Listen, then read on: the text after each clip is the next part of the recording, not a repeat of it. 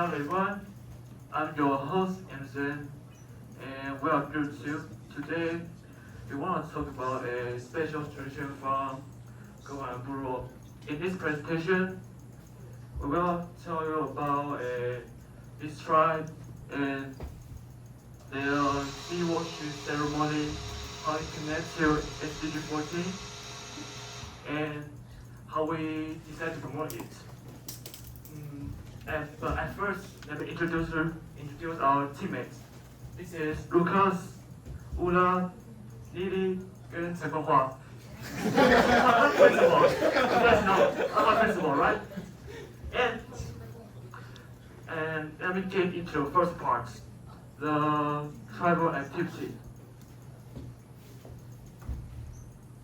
The Gurmala tribe is one of Taiwan's indigenous groups. They live in the east, near the ocean.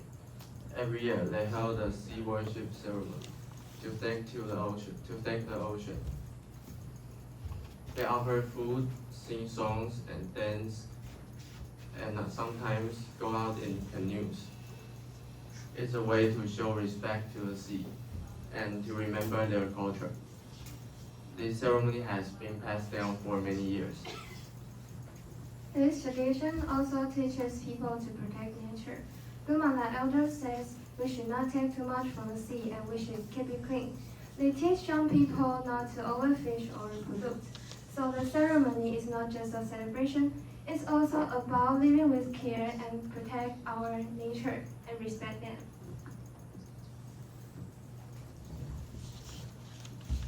To share this tradition with more people, we made a podcast called Guardian of the Ocean.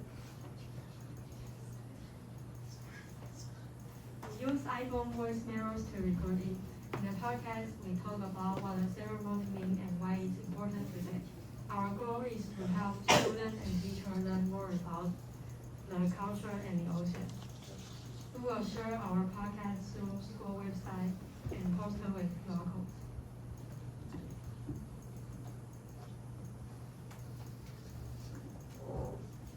The ceremony is connected to SDG 14, Life Below Water, and the goal is about protecting the sea and using it in a safe way. The Kabalan people is very care about the ocean, so the ceremony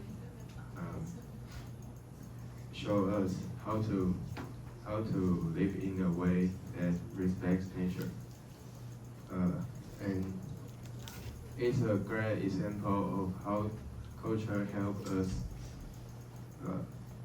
protect our environment. Let's listen to our part of our podcast.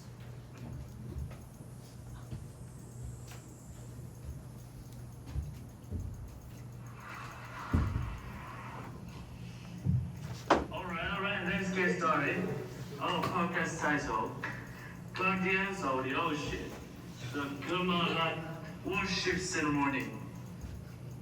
Yo, what's up, ocean lovers? Welcome to Guardians of the Ocean. I'm your host, Anderson. I'm Ula reporting from the coast with the salty sea breeze. And I'm Kurt, just trying not to get sunburned while we explore Taiwan's coolest coastal culture. Let's dive in.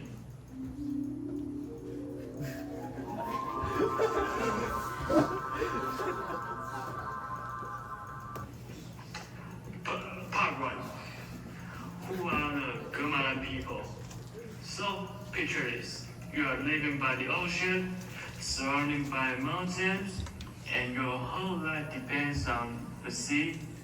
That's the story of Gurmala tribe, one of Taiwan's indigenous groups. They used to live in the Nanyang Pingyuan in Yilan, but now they're mostly in Yilan and Hualien. And the ocean isn't just scenery for them. It's life, it's culture, it's everything. And that's where their most powerful tradition comes in, the sea worship ceremony.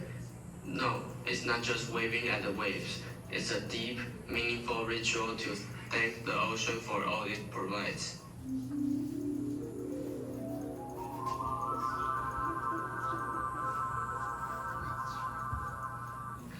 Part 2. What is the sea worship ceremony? So, what happens? Well, during the ceremony, the Gumalan people offer rice wine, fish, flowers, and even traditional chants to the sea. They also perform ceremonial dances and sometimes paddle canoes into the ocean, which is seriously epic. It's like a dance party before the ocean spirits. But here's the cool part. It's not just for show. It's a way to remind the tribe to take care of the ocean. No overfishing, no trash, total respect.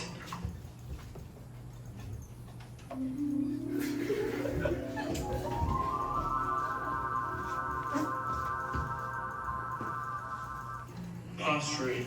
How does it relate to SDG 14? That's why we think this is a perfect example of SDG 14, life below water.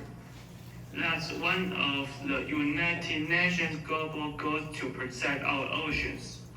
The Gumalan people are like ocean guardians. Their traditions actually teach sustainable living before it was cool. So we thought, why not share this wisdom with the world?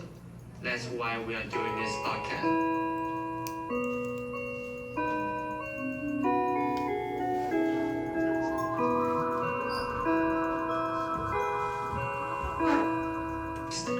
Turn this podcast into a campaign.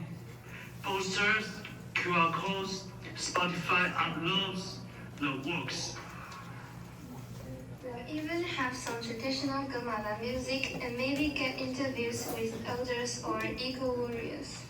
We want students and teachers to realize Indigenous culture isn't just about the past. It's a guide for our sustainable future.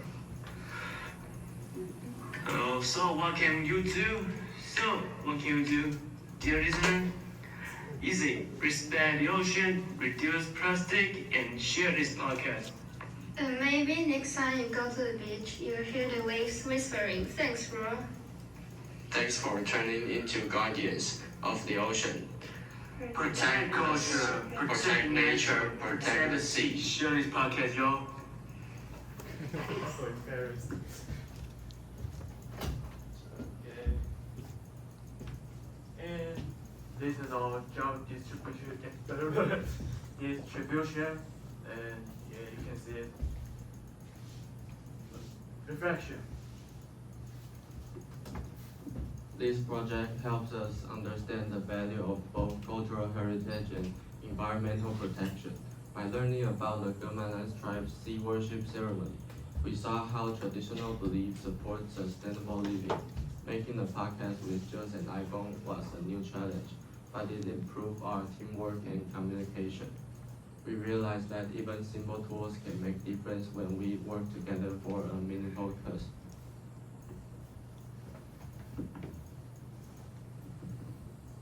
Yeah, from this lesson, I learned that a good teamwork can improve a quality of work and allowing us to complete tasks efficiently and achieve a better goal.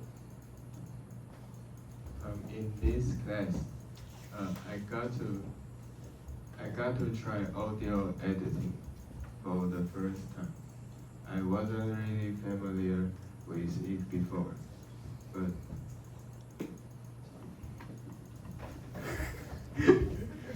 through working on it myself, I started to get the hang of it and feel more comfortable with how to it work.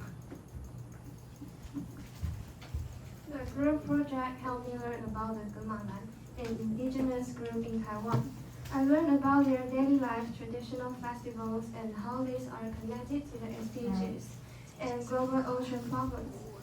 For our final presentation, we made a podcast. I was one of the hosts. Through this experience, I practiced speaking English and learned how to sound more native and interesting, so the audience wouldn't feel bored.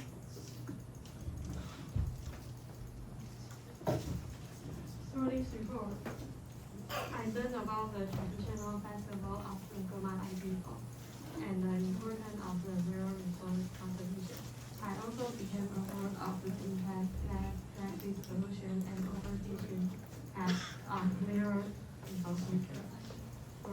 our group create a field in the hope that these platforms will help our audiences better understanding our topic and encourage them to take part in protecting nature.